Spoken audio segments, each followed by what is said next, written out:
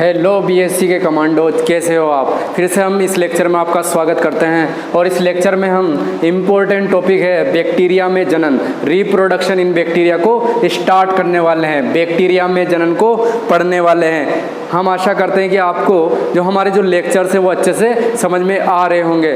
ठीक है बेटा, थोड़ा सा ये बीएससी का मैटर होता है, थोड़ा सा लेंथी लगता है क्योंकि बेटा अब अपन कॉलेज लेवल पर आ चुके हैं तो थोड़ी सी परेशानी तो आएगी शुरुआत में, लेकिन फिर सब धीरे धीरे सब अच्छा हो जाएगा। ठीक है बेटा, तो आराम से पढ़ो, सब कुछ समझ में आ जाएगा। और फिर हम बैठे हैं ना बेटा, ठीक है ना, अगर कुछ समझ में नहीं आता है तो हमसे पूछो। ठीक है बेटा, तो हमसे फ़ोन कर सकते हो आप। ठीक है बेटा, हमारे पास आप मैसेज कर सकते हो। ठीक है, तो हमसे आप बात कर सकते हो। ठीक है ना, कोई भी प्रॉब्लम आए लेक्चर से संबंधित, पढ़ाई से संबंधित, तो आप हमसे सीधे कांटेक्ट कर सकते हो। ठीक है बेटा, तो बैक्टीरिया में जनन को हम स्टार्ट करने वाले हैं। इससे पहले एक चीज़ अपन पढ़ लेते हैं, इम्पोर्टेंट है, आधे नंबर में पूछ लिया जाता है। Lister form bacteria, Lister form bacteria क्या होते हैं? आधे नंबर में पूछ लिया जाता है कि लिस्टर फॉर्म बैक्टीरिया, या इसे कहते हैं बेटा एल फॉर्म बैक्टीरिया, ये क्या होते हैं? L form bacteria. ठीक है बेटा, तो एल फॉर्म बैक्टीरिया होते क्या है इसके बारे में पूछ लिया जाता है बेटा। ठीक है ना, तो एल फॉर्म बैक्टीरिया ऐसे बैक्टीरिया या ऐसे जीवाणु जिनके अंदर सेल वॉल अनुपस्थित होती है। क्या अनुपस्थित होती है? कोशिका भित्ति अनुपस्थित होती है। क्या कहलाते हैं? एल फॉर्म बैक्टीरिया कहलाते हैं। यानी कि कोशिका भित्ति के अनुपस्थिति में क्या करेंगे, ये स्वतंत्र रूप से जीवित बने रहते हैं। केवल और केवल इसमें क्या पाई जाती है? कोशिका झिल्ली। ठीक है, जैसे माइकोप्लाज्मा में था ना बेटा, है ना बेटा, माइकोप्लाज्मा में कोशिका भित्ति का अभाव था, केवल वहाँ पर क्या थी? सेल मेम्ब्रेन थी। ठीक है ना, तो ऐसे बैक्टीरिया प्रकृति में पाए जाते हैं जो कि क्या होते हैं? जीवित भी बने रहते हैं और उनके अंदर सेल वॉल नहीं पाई जाती है। बाकी सब चीज़ें कोशिका, यानी कि उसका जो जीव द्रव्य होगा एल फॉर्म बैक्टीरिया का, वो सेल मेम्ब्रेन से घिरा हुआ होगा और सभी के सभी जितनी भी चीज़ें पाई जाती हैं, संरचना अपन ने पढ़ी है, वो सब पाई जाएगी। तो सबसे पहले बेटा एल फॉर्म बैक्टीरिया की जो खोज की थी वो क्लीनबर्गर नामक वैज्ञानिक ने की थी। किस वैज्ञानिक ने की थी बेटा? क्लीनबर्गर नामक वैज्ञानिक ने की थी। और इसने कौन से बैक्टीरिया की खोज की थी? सबसे पहले स्ट्रेप्टोबैसिलस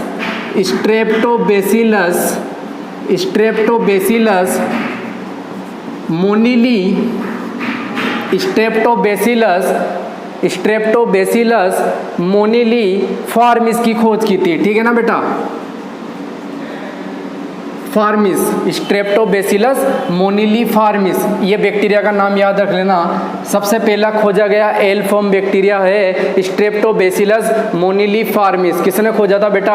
क्लीनबर्गर नामक वैज्ञानिक ने खोजा था। ठीक है, अब अपन एक बात और जानते हैं बेटा, ग्राम पॉजिटिव और ग्राम नेगेटिव बैक्टीरिया के बारे में जानते हैं ना बेटा।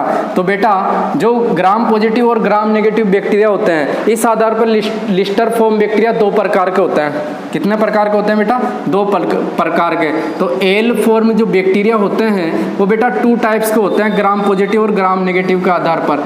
ठीक है ना, अगर लिस्टर फॉर्म बैक्टीरिया यानी कि कोशिका भित्ति रहित बैक्टीरिया ग्राम पॉजिटिव है, क्या है बेटा? ग्राम पॉजिटिव है, तो इस प्रकार का बैक्टीरिया क्या कहलाता है? प्रोटोप्लास्ट कहलाता है। क्या कहलाता है बेटा? प्रोटोप्लास्ट। क्या कहलाता है? प्रोटोप्लास्ट। अगर लिस्टर फॉर्म बैक्टीरिया क्या है? ग्राम पॉजिटिव है, तो वो प्रोटोप्लास्ट कहलाता है। और अगर Lister form bacteria gram negative है, क्या बेटा? ग्राम नेगेटिव है, तो वो क्या कहलाएगा? वो कहलाता है बेटा, वो कहलाता है स्फीरोप्लास्ट। ठीक है ना, स्फीरोप्लास्ट। ठीक है, स्फीरोप्लास्ट।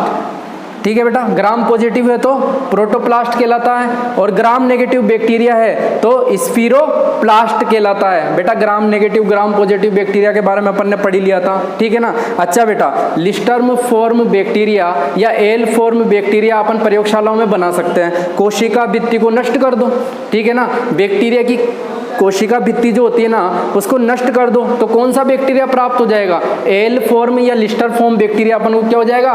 प्राप्त हो जाएगा। अगर वो बैक्टीरिया ग्राम पॉजिटिव है तो प्रोटोप्लास्ट, अगर वो बैक्टीरिया ग्राम नेगेटिव होता तो वो हो जाता स्पिरोप्लास्ट। ठीक है ना। तो बेटा कोशिका भित्ति को कौन गला सकता है? एंजाइम गलाएंगे बेटा। तो एंजाइम है लाइसोजाइम। ठीक है ना। अगर अपन लाइसोजाइम एंजाइम का उपयोग करके बैक्टीरिया की सेल वॉल को गला दे या फिर लाइगेज एंजाइम का उपयोग करके, ये पाचक एंजाइम होते हैं बेटा, लाइसोजाइम, लाइगेज, तो इन दोनों एंजाइमों का प्रयोग करके अगर कोशिका भित्ति को क्या करते हैं? सेल वॉल को नष्ट कर दे तो अपन को क्या प्राप्त हो जाएगा? लिस्टर फॉर्म बैक्टीरिया अपन को प्राप्त हो जाएगा बेटा। क्या प्राप्त हो जाएगा? लिस्टर फॉर्म बैक्टीरिया प्राप्त हो जाएगा। अगर मैं बात करूँ बेटा उदाहरण अगर देखें अपन के ग्राम पॉजिटिव बैक्टीरिया और ग्राम नेगेटिव बैक्टीरिया, तो ग्राम पॉजिटिव बैक्टीरिया के उदाहरण है बेटा, सबसे पहले अपन बात कर लेते हैं ग्राम पॉजिटिव बैक्टीरियाओं की। किसकी बात कर लेते हैं? ग्राम पॉजिटिव बैक्टीरिया की बात कर लेते हैं। तो सबसे पहले ग्राम पॉजिटिव जो बैक्टीरिया होते हैं वो बेटा माइक्रोकोकस, ठीक है, माइक्रोकोकस, ये हमेशा ग्राम पॉजिटिव। माइक्रोकोकस का मतलब या मोनोकोकस यानी कि एक कोकाई संरचना, पता है था बेटा।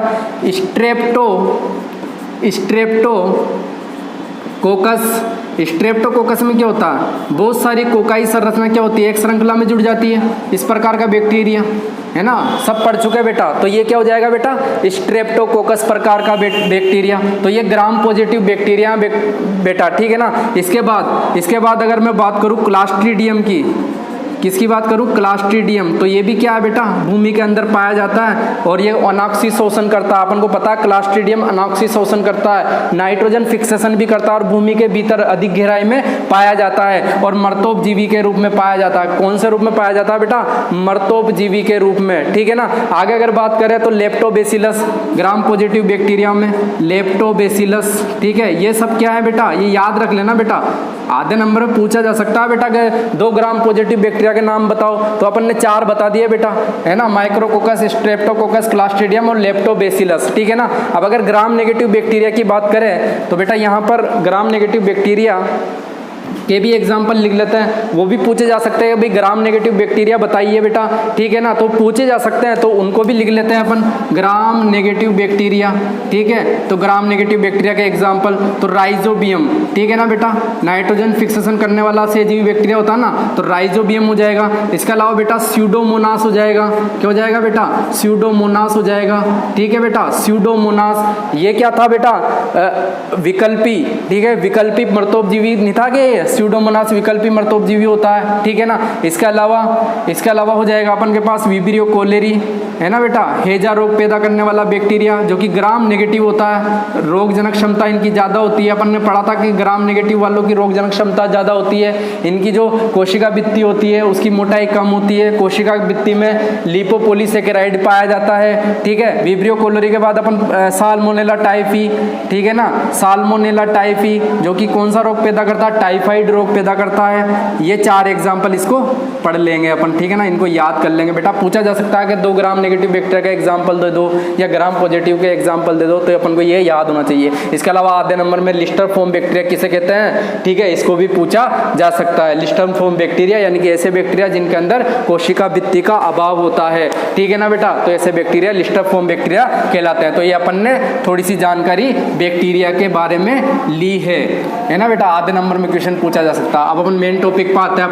अपना जो मेन टॉपिक है वेरी आईएमपी, बहुत ज़्यादा इंपॉर्टेंट टॉपिक है बेटा, जनन। ठीक है ना, वो बड़ा टॉपिक है। ठीक है ना, रिप्रोडक्शन इन बैक्टीरिया। ठीक है ना, बैक्टीरिया में जनन। ठीक है ना, बैक्टीरिया में जनन, रिप्रोडक्शन इन बैक्टीरिया। ठीक है ना बेटा, बैक्टीरिया में जनन को पढ़ेंगे तो यहाँ पर रिप्रोडक्शन इन बैक्टीरिया, है ना बेटा, बैक्टीरिया। अब बेटा रिप्रोडक्शन या जनन किसे कहेंगे? जनन एक प्रकार की विधि होती है जिससे क्या होता है, एक जीव अनेक जीवों का निर्माण करता है, ठीक है ना। यह एक जीव के द्वारा अनेक जीव निर्मित होते हैं। तो ऐसी प्रक्रिया जिसके द्वारा एक जीव बहुत सारे संततियों को जन्म देता है, क्या होता है, जनन कहलाती है। ऐसी प्रोसेस जीव अपनी जाति को बचाए रखने के लिए जनन की प्रोसेस करता है। बताया था माइकोप्लाज्मा जब पढ़ा था, माइकोप्लाज्मा में बेटा कौन सा जनन पाया जाता है? केवल और केवल कायिक जनन पाया जाता है। किसने खोज की थी? बताया था बेटा 1962 में, है ना बेटा, मोरोविट्ज और टोर्टेलोटी ने खोज की थी। और माइकोप्लाज्मा में कायिक जनन के बारे में बताया था। और वहाँ पर ये भी बताया था कि जो माइकोप्लाज्मा में जो कायिक जनन होता है सर्वाधिक मात्रा में किसके द्वारा होता है बेटा? सर्वाधिक मात्रा में वहाँ पर प्राथमिक काय या प्राइमरी बॉडी के द्वारा होता है। अब यहाँ पर बैक्टीरिया में जनन को अपन पढ़ेंगे। तो बेटा बैक्टीरिया में जो जनन होता है तीन विधियों के द्वारा होता है। इसके अंदर कायिक जनन भी होता है, कायिक जनन भी होता है। तीनों विधियां जो मैंने बताई थी ना आपको कि सजीवों में जन्म तीन विधियों के द्वारा हो सकता है, ठीक है ना। तो सब तीनों विधियां अप्लाई होती है बैक्टीरिया में। तो कायिक जनन को भी अपन को पढ़ना है। इसके अलावा यहाँ पर अलैंगिक जनन, है ना बेटा, बैक्टीरिया में अलैंगिक जनन भी पाया जाता है, ठीक है। इसके अलावा बेटा यहाँ पर लैंगिक जनन भी पाया जाता है बैक्टीरिया में। कौन सा जनन? लैंगिक जनन, यानी कि जनन की तीन विधियां होती है, ठीक है ना बेटा। तो लैंगिक जनन भी यहाँ पर पाया जाता है। तो सबसे पहले अपन कायिक जनन को पढ़ेंगे, ठीक है बेटा। अच्छा एक बात और बता देना चाहूँगा, जो कायिक जनन होता है ना बेटा, वो यहाँ पर क्या होता है, कायिक जनन जो होता है अनुकूल परिस्थितियों में संपन्न होता है, ठीक है ना, अनुकूल परिस्थितियों में, ठीक है ना। जब परिस्थितियाँ क्या होती है? अनुकूल होती है। जबकि जो अलैंगिक जनन होता है वो प्रतिकूल परिस्थितियों में संपन्न होता है। कौन सी परिस्थितियाँ? प्रतिकूल परिस्थितियाँ होती है तब संपन्न होता है। जबकि लैंगिक जनन भी अनुकूल परिस्थितियों में ही संपन्न होता है। कौन सी परिस्थितियां बेटा? अनुकूल परिस्थितियों में संपन्न हो जाता है, ठीक है ना। तो यहाँ पर अपन ने बात की है तीन प्रकार के जनन की। तीन प्रकार के जनन बैक्टीरिया में पाए जाते हैं। तो सबसे पहले अपन पढ़ेंगे कायिक जनन को, जो कि अनुकूल परिस्थितियों में होता है। सबसे पहला टॉपिक है अपना कायिक जनन, जिसे बोलते हैं वेजेटेटिव रिप्रोडक्शन। टेटिव रिप्रोडक्शन कब होता है? अनुकूल परिस्थितियों में, ठीक है, रिप्रोडक्शन, ठीक है, वेजेटेटिव रिप्रोडक्शन। तो बेटा जब प्रकृति के अंदर या जिस आवास में ये बैक्टीरिया उपस्थित होता है, अगर वहाँ पर पोषण बहुत ज़्यादा मात्रा में अवेलेबल है, पोषक तत्व अवेलेबल है, तो वहाँ पर कौन सा जनन पाया जाएगा? कायिक जनन। कायिक जनन के द्वारा ही सर्वाधिक मात्रा में जनन होता है बैक्टीरिया के अंदर, ठीक है बेटा, कायिक जनन के द्वारा ही, ठीक है ना। कायिक जनन के द्वारा सर्वाधिक मात्रा में क्या होता है बेटा? जनन होता है। सर्वाधिक जनन कायिक जनन के द्वारा ही होता है बैक्टीरिया में, है ना बेटा। अलैंगिक जनन के द्वारा भी नहीं होता और लैंगिक जनन के द्वारा भी नहीं होता, ठीक है बेटा। तो यहाँ पर सर्वाधिक जनन कायिक जनन के द्वारा ही होता है। अब जो कायिक जनन होता है इसकी बेटा यहाँ पर तीन मेथड होती है। कितनी मेथड होती है बेटा? तीन मेथड। माइकोप्लाज्मा में भी जो कायिक जनन हो रहा था उसकी तीन मेथड थी बेटा। तो यहाँ पर भी बेटा तीन मेथड होती है। कितनी मेथड होती है? तीन विधियाँ होती है कायिक जनन की। कितनी विधियाँ? तीन विधियाँ काम में ली जाती है कायिक जनन की। बेटा कौन कौन सी विधियाँ हैं? कौन कौन सी विधियाँ हैं? तो बेटा फर्स्ट विधि है द्विवीय विखंडन के द्वारा, है ना बेटा, एक के दो हो जाते हैं, ठीक है। तो द्विवीय विखंडन के द्वारा, ठीक है ना, द्विवीय विखंडन के द्वारा। अगर दूसरी बात विधि की बात करूं तो मुकुलन के द्वारा। किसके द्वारा? मुकुलन के द्वारा। बड बनता है ना बेटा। ये चीज़ें दोनों चीज़ें पढ़ी है अपन ने माइकोप्लाज्मा के अंदर। और जो तीसरी विधि है, जो आखिरी विधि है, वो बेटा है फ्रेगमेंट के द्वारा, विखंडन के द्वारा, है ना, ठीक है बेटा। या अपन उसको कह सकते हैं बेटा, उसको कह सकते हैं खंडी भवन, ठीक है ना, खंडी भवन के द्वारा, फ्रेगमेंटेशन के द्वारा, ठीक है ना, खंडी भवन, या उसे कह सकते हैं अपन खंडी भवन के द्वारा, ठीक है ना, फ्रेगमेंटेशन के द्वारा, ठीक है ना। ये तो बाइनरी फिजन है, डबल हो जाता है, ठीक है ना। मुकुलन यानी बड का निर्माण, यहाँ पर खंडों का निर्माण होता है, ठीक है ना। तो खंडी भवन के द्वारा। तो सबसे पहले अपन स्टडी करेंगे द्विवीय विखंडन के द्वारा, ठीक है ना, द्विवीय विखंडन के द्वारा। अब देखते हैं बेटा द्विवीय विखंडन में होता क्या है, ठीक है। वही होता है जो माइकोप्लाज्मा में होता था, ठीक है ना बेटा। तो द्विवीय विखंडन के द्वारा पहली मेथड अपन के पास द्विवीय विखंडन के द्वारा, द्विवीय विखंडन के द्वारा, ठीक है बेटा, द्विवीय विखंडन के द्वारा बाइनरी फिजन, ठीक है बेटा, बाइनरी फिजन, द्विवीय विखंडन के द्वारा। बेटा अगर कायिक जनन की बात करें तो अपन ने बात करी थी ना कि अनुकूल परिस्थितियों में सर्वाधिक मात्रा में जनन बैक्टीरिया में कायिक जनन ही होता है। लेकिन कायिक जनन में भी कौन सा जनन होता है? द्विवीय विखंडन विधि के द्वारा। यह सर्वाधिक मात्रा में होता है बेटा, है ना बेटा। कायिक जनन तो 3 प्रकार के हैं, लेकिन उनमें से भी कौन सी मेथड है जिसके द्वारा सर्वाधिक जनन होता है, तो वो है द्विविखंडन के द्वारा। तो द्विविखंडन विधि के द्वारा सर्वाधिक जनन होता है बैक्टीरिया में, ठीक है ना। द्विविखंडन की विधि द्वारा सर्वाधिक जनन बीजाणुओं में, ठीक है ना, सॉरी जीवाणु में, ठीक है, सर्वाधिक जनन होता है जीवाणु में, ठीक है ना बेटा, द्विविखंडन के द्वारा। अगर मैं बात करूँ कि सर्वाधिक कैसे, कोई प्रूफ, तो मैं बताना चाहूंगा कि जो ई कोलाई बैक्टीरिया होता है बेटा, कौन सा, एशेरिकिया कोलाई, आंत में पाया जाने वाला सहजीवी है ना, मनुष्य की आंत में बता रखा है। तो ई कोलाई बैक्टीरिया प्रति 20 मिनट, यानी कि हर 20 मिनट में, ठीक है ना, प्रति 20 मिनट में क्या हो जाता है, 1 का 2 हो जाता है बेटा द्विविखंडन विधि के द्वारा, ठीक है ना, 1 का 2 हो जाता है, ठीक है ना, 1 से 2 बन जाते हैं मतलब। तो देखो कितनी फास्ट रेट है इसकी द्विविखंडित होने की या जनन करने की, कि ई कोलाई बैक्टीरिया होता है ना, प्रति 20 मिनट की रफ्तार से 1 का 2 हो जाता है, यानी कि 1 से 2 बन जाता है द्विविखंडन विधि के द्वारा। इसी कारण से तो कहा कि जो सर्वाधिक जनन होता है जीवाणु में वो द्विविखंडन विधि के द्वारा होता है, लेकिन ये अनुकूल परिस्थिति में होता है बेटा, ठीक है ना,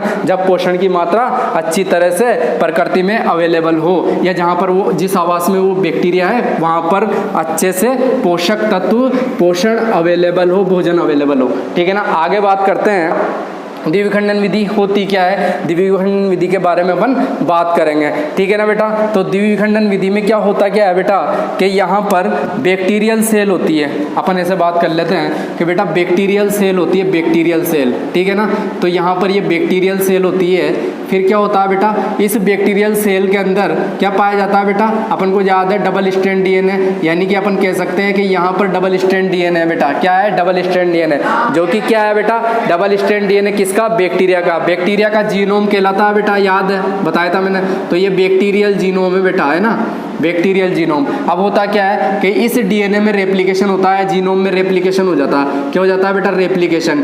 रेप्लिकेशन को क्या बोलते हैं बेटा, प्रतिकृतिकरण, यानी कि 1 का 2 ना, ठीक है ना, रेप्लिकेशन हो जाता है। तो यहाँ पर क्या हो जाता है बेटा, रेप्लिकेशन होने से क्या बन जाता है, 2 बन जाते हैं, 2 जीनोमों का निर्माण होता है, यानी कि डबल स्ट्रैंड जो डीएनए होते हैं वो 2 हो जाते हैं, ठीक है ना, रेप्लिकेशन की प्रोसेस के द्वारा। अब होता क्या है, इसके बाद क्या होता है कि इस बैक्टीरिया के बीच में मध्य में एक पट्ट का निर्माण हो जाता है, किसका निर्माण हो जाता है, एक पट्टिका का निर्माण हो जाता है। तो अपन कहते हैं प्लेट फॉर्मेशन, मध्य में प्लेट फॉर्मेशन हो जाती है, ठीक है ना, फॉर्मेशन, प्लेट फॉर्मेशन, एक पट्टिका का निर्माण हो जाता है, जो कि किससे बनी होती है, पेप्टिडोग्लाइकन वगैरह से, कोशिका भित्ति ही बनती है बीच के में, ठीक है ना। तो होता क्या है बेटा, इस तरह से क्या हो जाता है, इस तरह से पट्टिका बनने लगती है, ठीक है ना, या अंतर्वलन भी कह सकते हैं, लेकिन यहाँ पर क्या बनने लगती है, प्लेट बनने लगती है, ठीक है ना। तो यहाँ पर क्या होती है, प्लेट बनने लगती है, और यहाँ पर ये क्या है, ये क्या है, बैक्टीरियल डीएनए है, ठीक है ना, ये बैक्टीरियल डीएनए। अंततः ये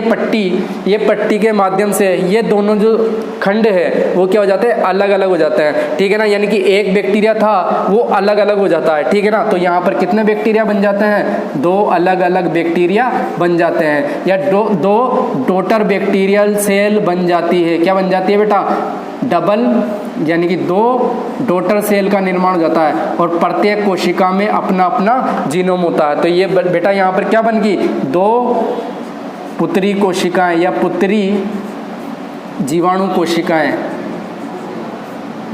कोशिकाओं का निर्माण हो जाता है। तो ये बेटा की कौन सी विधि है बेटा, ये है बेटा द्विविखंडन की विधि, यानी कि एक बैक्टीरियल जो सेल होती है उससे कितने, 2 बैक्टीरियल सेल का निर्माण हो जाता है। तो ये 2 पुत्री जीवाणु कोशिकाएं होती है, ये छोटे आकार की होती है, ठीक है, पोषक तत्व वगैरह प्राप्त करके ये अपना आकार बड़ा कर लेती है, ठीक है ना, और आगे विभाजन में वापस से भाग ले सकती है। तो बेटा द्विविखंडन विधि में आप समझ में आ गया होगा, एक बार और रिपीट कर देता हूँ। ये बेटा बैक्टीरियल सेल है, उसका खुद का जीनोम है, इस जीनोम में रेप्लिकेशन हो जाता है, यानी कि डीएनए में रेप्लिकेशन हो जाता है, 2 जीनोम यानी कि 2 कॉपियां तैयार हो जाती है, फिर बीच में से क्या होता है, एक पट्ट का निर्माण हो जाता है, एक पट्ट का निर्माण हो जाता है। तो यहाँ पर क्या हो जाता है बेटा, एक प्लेट का निर्माण हो जाता है, प्लेट के कारण से ये क्या हो जाते हैं, 2 हिस्सों में बट जाते हैं, तो 2 टुकड़े हो जाते हैं एक बैक्टीरिया के। तो 2 पुत्री कोशिकाएं, 2 पुत्री जीवाणु कोशिकाओं का निर्माण होता है। तो द्विविखंडन विधि के द्वारा इस प्रकार से जनन होता है। अब अपन पढ़ेंगे दूसरी विधि। दूसरी विधि कौन सी है बेटा, कायिक जनन की दूसरी विधि मुकुलन के द्वारा, ठीक है ना, मुकुलन के द्वारा या मुकुलन द्वारा, ठीक है ना। तो मुकुलन के द्वारा भी कायिक जनन पाया जाता है, बाई बडिंग, ठीक है ना बेटा, बाई बडिंग, ठीक है। तो अपन मुकुलन विधि के द्वारा जनन पढ़ेंगे, मुकुलन विधि के द्वारा जनन। ठीक है। तो ये द्विविखंडन विधि के द्वारा जनन तो हो गया। अब अपन मुकुलन विधि, अब ये मुकुलन विधि के द्वारा जनन तो अपन ने माइकोप्लाज्मा में पढ़ा था, तो वैसे ही होता है, सेम ही बेटा, है ना, ठीक है बेटा, वैसा ही जनन होता है। तो इसमें क्या होता है, मुकुलन विधि के द्वारा जनन में क्या होता है कि बेटा ये बैक्टीरियल सेल होती है, ठीक है ना, ये क्या होती है बेटा, बैक्टीरियल सेल होती है, ठीक है ना, बैक्टीरियल सेल। और इसके अंदर उसका क्या होता है बेटा, डीएनए होता है, उसका जो होता है वो क्या होता है बेटा, डीएनए होता है, ठीक है ना। ये बैक्टीरियल सेल का अपना डीएनए है, जिसे अपन क्या कह सकते हैं, बैक्टीरियल जीनोम। क्या कहते हैं बेटा, ये क्या हो जाता है, बैक्टीरियल जीनोम हो जाता है, जीवाणुविक जीनोम, ठीक है ना, बैक्टीरियल आनुवंशिक पदार्थ है ना, तो ये बैक्टीरियल जीनोम होता है। अब होता क्या है कि इसके एक सिरे पर, जैसे कि वहाँ पर पढ़ा था ना, इसके एक सिरे पर किसका निर्माण हो जाता है, बडका या कलिका का। होता क्या है कि एक तरफ, एक हिस्से में बैक्टीरिया के एक सिरे पर ज़्यादा मात्रा में साइटोप्लाज्म या जीव द्रव्य एकत्रित हो जाने से वहाँ पर एक अतिवृद्धि के रूप में एक भाग उभर के आता है, एक भाग उभर के आता है, यानी कि एक उभार बन जाता है। उस उभार को अपन मुकुल कहते हैं। तो बेटा इस प्रकार से इस बैक्टीरिया के अंदर एक उभार का निर्माण होने लगता है, ठीक है ना। जीव द्रव्य के क्या हो जाने से बेटा, जीव द्रव्य के एक सिरे पर इकट्ठा हो जाने से एक उभार का निर्माण हो जाता है बैक्टीरिया में, और इस उभार को ही तो अपन क्या कहते हैं, बड कहते हैं बेटा, है ना। अपन ने माइकोप्लाज्मा में पढ़ा था, ठीक है ना। तो बड का फॉर्मेशन हो जाता है यहाँ पर, और ये बैक्टीरिया का क्या है, ये बैक्टीरिया का जीनोम है बेटा, ठीक है ना, डबल स्ट्रैंड डीएनए, ठीक है ना बेटा। तो यहाँ पर किसका निर्माण हुआ, पहले सबसे पहले बड का फॉर्मेशन हुआ, ठीक है बेटा, बड फॉर्मेशन, ठीक है बेटा, ये बड का फॉर्मेशन हुआ। अब क्या होगा, इसके बाद क्या होगा बेटा, इस जीनोम के अंदर रेप्लिकेशन होगा, यानी कि डीएनए का रेप्लिकेशन होगा। इसका जीनोम डीएनए तो होता है, ठीक है, डीएनए का रेप्लिकेशन। अब डीएनए का जब रेप्लिकेशन होगा तो 1 से 2 होते हैं ना बेटा, है ना। प्रतिकृतिकरण, डीएनए का प्रतिकृतिकरण की प्रोसेस के द्वारा कितने डीएनए बन जाते हैं बेटा, 2 डीएनए। तो जब डीएनए का प्रतिकृतिकरण हो रहा होता है, जब डीएनए का प्रतिकृतिकरण हो रहा होता है, तो उसी वक्त बड का आकार भी बढ़ रहा होता है। तो अब तक क्या हो चुका होता है, बड का आकार भी बहुत बड़ा हो चुका होता है, ठीक है ना, थोड़ा ज़्यादा ही बड़ा हो गया था, ठीक है। तो बड का आकार भी क्या हो जाता है, बढ़ जाता है। अब रेप्लिकेशन होने के बाद यहाँ पर 2 डीएनए बन जाएंगे, यानी कि बैक्टीरिया के 2 जीनोम बन जाएंगे, ठीक है ना। तो बड का आकार तो बड़ा हो चुका है, तो 2 जीनोम बनेंगे, उनमें से एक डीएनए उस बड के अंदर प्रवेश कर जाता है, किसके अंदर, उस बड के अंदर प्रवेश कर जाता है, ठीक है ना। ये दोनों के दोनों डीएनए एक जैसे हैं, ठीक है ना, क्योंकि इसका रेप्लिकेशन से वो डीएनए बना, ठीक है ना। तो एक डीएनए कहाँ पर चला गया, जो बड बना था उसके अंदर प्रवेश कर जाता है। इसके बाद क्या होता है, यहाँ पर इस बड के इस कलिका के आधारीय भाग पर किसका निर्माण हो जाता है, एक पट्टी का निर्माण हो जाता है। किसका निर्माण, एक प्लेट का निर्माण हो जाता है, प्लेट का निर्माण हो जाता है, एक पट्टिका का निर्माण हो जाता है। और इस पट्टिका के निर्माण के कारण ये जो बड वाला जो भाग है बैक्टीरियल मदर सेल से, ये बैक्टीरियल मदर सेल ही हुई ना बेटा। अगर यहाँ पर मैं बात करूँ तो ये क्या है, बैक्टीरियल मदर सेल है, ठीक है ना, ठीक है, जीवाणुविक मात्र कोशिका, बैक्टीरियल मदर सेल, ठीक है, ये क्या है, बैक्टीरियल मदर सेल, ठीक है ना। है कि नहीं बेटा, मुख्य कोशिका यही है ना, इसी से तो क्या बन रहा, बड का निर्माण हो रहा। तो बैक्टीरिया मदर सेल से कौन अलग हो जाता है, ये बड अलग हो जाता है। तो यहाँ पर ये बेटा, ये बैक्टीरियल मदर सेल यहीं पर ही रह जाती है, प्लस यहाँ पर ये जो बड है ये क्या हो जाता है बेटा, अलग हो जाता है। क्या हो जाता है, ये बड अलग हो जाता है। और प्रत्येक कोशिका के अंदर अपना अपना डीएनए या अपना जीनोम उपस्थित होता है। तो ये तो हो गई बेटा बैक्टीरियल मदर सेल, ठीक है। और ये क्या हो गया, एक नई कोशिका बन गई, तो ये होगी डॉटर कोशिका या बैक्टीरियल डॉटर सेल, ठीक है ना। तो यहाँ पर एक कोशिका से, एक बैक्टीरियल सेल से 2 बैक्टीरियल सेल बन रही है, जिनमें से एक तो वैसे के वैसे प्राप्त हो जाएगी बैक्टीरियल मदर सेल के रूप में, और एक नई कोशिका बनी डॉटर सेल के रूप में। चूंकि इसका आकार, क्योंकि ये नई बनी है, कलिका के माध्यम से बनी, इसका आकार छोटा होता है, लेकिन ये क्या करती है, पोषक तत्वों को एकत्रित करके और वृद्धि के द्वारा ग्रोथ करके वापस से क्या बना लेती है, एक नया बैक्टीरिया बना लेती है, ठीक है। और अगर प्रकृति में पोषक तत्व अच्छे से अवेलेबल है तो वापस से ये बैक्टीरिया क्या, बैक्टीरिया मदर सेल की तरह व्यवहार करके बड के द्वारा वापस से क्या बना सकता है, पुत्री कोशिकाएं। तो ये क्रिया रेगुलर चलती रहती है पोषक तत्वों की या रिक्वायरमेंट जब होती है बैक्टीरिया को जनन करने की, ठीक है, और पोषक तत्व होते हैं, तो ये इस प्रकार से साइकिल चलती रहती है, ये चक्र चलता रहता है। और क्या होता है, बैक्टीरिया इस विधि के द्वारा अपनी संख्यात्मक वृद्धि करता रहता है। ठीक है बेटा, ठीक है, तो ये अच्छे से आपको समझ में आ गया होगा। एक बार और बता देना चाहूँगा, ये बैक्टीरियल मदर सेल है जिसका खुद का जीनोम है। इसके बाद बड का फॉर्मेशन होता है। बड का फॉर्मेशन कैसे होता है कि जीव द्रव्य एक हिस्से में एकत्रित हो जाता है तो फूल जाता है हिस्सा अतिवृद्धि के रूप में, बड कहलाता है। ये बड बड़ा होता जाता है, उसी वक्त डीएनए में रेप्लिकेशन हो जाता है, 2 बन जाती है। एक डीएनए कहाँ पर वो प्रवेश कर जाता है, बड के अंदर प्रवेश कर जाता है। बड के आधारीय भाग पे प्लेट बन जाने से ये बड पृथक हो जाता है बैक्टीरियल मदर सेल से। तो यहाँ पर 2 कोशिकाएं निर्मित हो जाती है। ये तो बैक्टीरियल मदर सेल है और ये वाली क्या है बेटा, डॉटर सेल जो नई बनी है। ये ग्रोथ कर जाती है, ग्रोथ करने के बाद नए बैक्टीरिया को जन्म देती है। अगर वातावरण में या प्रकृति में या उसके आवास में अगर पोषक तत्व अवेलेबल है और जनन की रिक्वायरमेंट है, संख्यात्मक वृद्धि करने की आवश्यकता है बैक्टीरिया को, तो वापस से जनन में भाग लेकर के वापस से क्या कर लेते हैं, जनन में भाग लेकर के और ज़्यादा संख्या बढ़ा लेते हैं। तो बेटा ये मुकुलन के द्वारा जनन को अपन ने पढ़ लिया है। अब बेटा पढ़ेंगे खंडीभवन के द्वारा। ठीक है ना बेटा, किसके द्वारा, खंडीभवन के द्वारा, फ्रेगमेंटेशन के द्वारा। ठीक है, फ्रेगमेंटेशन के द्वारा या खंडीभवन के द्वारा जनन। तो नेक्स्ट पॉइंट है खंडीभवन के द्वारा। ठीक है बेटा, ये अपन कौन सा जनन पढ़ रहे हैं, कायिक जनन की बात कर रहे हैं बैक्टीरिया में। तो यहाँ पर ये खंडीभवन के द्वारा बाई फ्रेगमेंटेशन, फ्रेगमेंटेशन। ठीक है बेटा, फ्रेगमेंटेशन। ठीक है, खंडीभवन के द्वारा।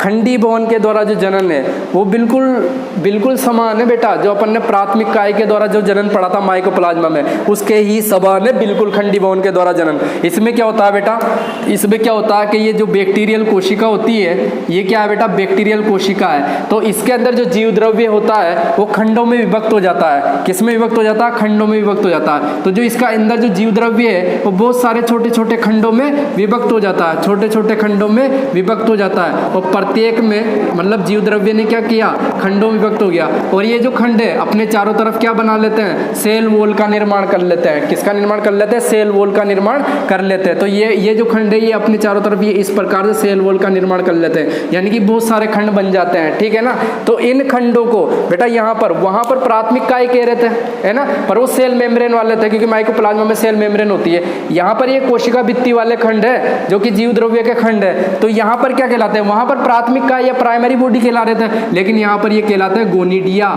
नाम याद रख लेना बेटा, क्या है, गोनिडिया।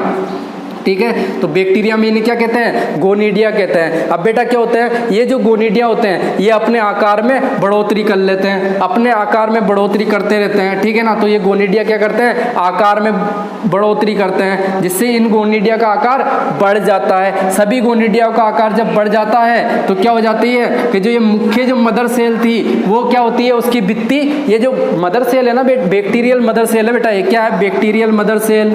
ठीक है ना, ये बैक्टीरियल मदर सेल जिसके द्वारा किसका निर्माण हो रहा है, इसके जनन के द्वारा। बैक्टीरियल मदर सेल ऐसी कोशिका होती है जो कि जनन में भाग लेती है। ऐसी बैक्टीरियल कोशिका या बैक्टीरिया जो जनन में भाग लेता है बैक्टीरियल मदर सेल कहलाती है। ठीक है ना, ऐसे ध्यान रख लेना। तो इसके अंदर ही क्या निर्मित हुआ, गोनिडिया।